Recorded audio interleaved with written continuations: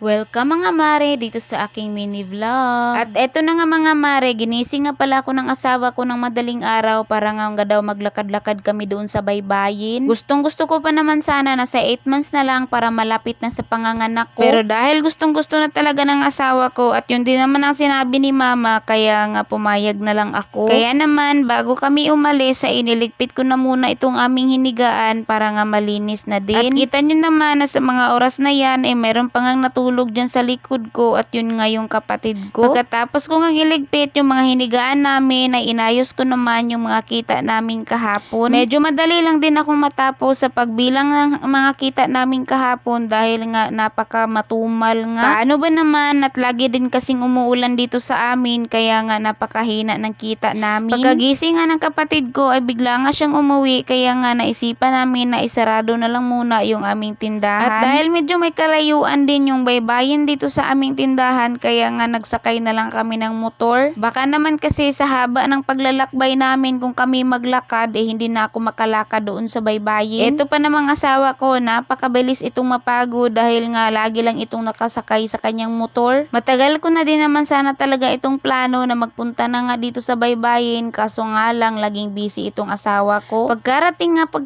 nga namin dito sa dagat ay ito na nga talaga yung ginawa ko at nagsimula na nga ako maglakad-lakad. Hindi ko nga alam kung tama ba itong ginawa namin na nakapaalang ako. Sa tunay lang mga mare, nagreklamo na ako dahil masakit nga yung mga bato pero nga lang gusto talaga ng asawa ko na magkapaalang. Napaka-expert kasi nga niya sa mga panahon na yan kaya nga pumayag na lang ako na makapaan na lang. Sobrang wrong timing nga dahil napakataas nga ng square pants ko diyan at nakahirap-hirap na nga ako sa paghawak bigla nito. Ang plano kasi niya yon kaya hindi ko talaga napaghandaan, buti na lang sana kung naka-short ako. Noong una nga ay sumama pa siya sa akin sa paglakad-lakad pero nga napagod din yung buong pagkatao niya kaya ako na lang yung naglakad-lakad. Para din naman kasi kaming parehong buntis kapag magkasama kami kasi nga malaki din ang tiyan ng asawa ko. Sobrang timing nga ng pagdating namin doon ay napakaliit pa nga ng tubig dahil mamaya-maya ay lalaki na ang tubig at mahirapan na nga ako maglakad-lakad. Sobra din pala yung pag-iingat ko diyan dahil napakadaming biyak na buti at muntik na nga akong masugatan. At pagka-uwi nga namin dito sa bahay ay nag-asikaso kaagad yung asawa ko para nga makapunta na siya sa kanyang trabaho. At dahil wala na rin nga naman akong gagawin kaya ito ang ginawa ko, naghanap nga ako ng paraan kung paano ko nga mai-arrange yung mga gamit ni baby. Halos kasi kinukumpleto ko na yung mga gagamitin at yung mga kailangang mga gamit ni baby doon nga sa panganganak ko. Gusto ko nga sanang bumili ng box para isahan ko na lang ilagay yung mga gamit ng baby ko kaso nga lang wala ngang budget. Mabuti na lang at marami pa namang bakante itong aming Durabox kaya ito na lang yung nilinisan ko at dito ko nga ilalagay. Dito kasi sa bahay namin dahil palaging walang tao sa gabi kaya dito na rin nakatira yung mga maraming daga. Napakarami na nga yung mga gamit namin na na-damage dahil nga palagi nilang inangat-ngat. At syempre naman ayoko na pati ang mga gamit ng baby ko ay kakainin niya kaya dito ko na lang ilagay para sa safety nga. Alam niyo ba mga mare na halos tag-3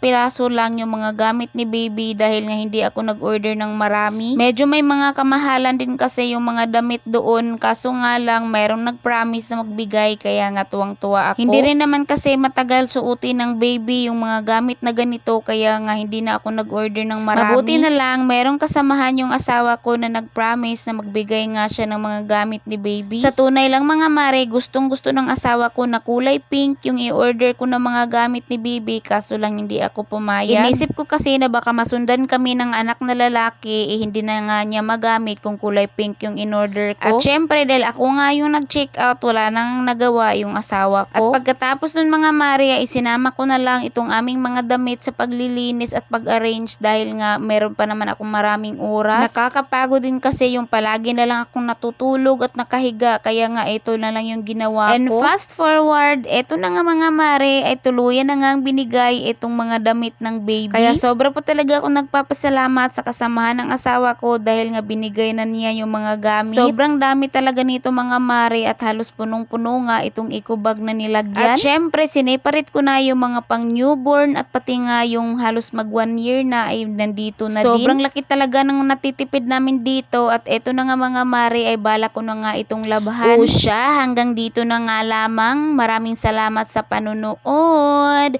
Paalam.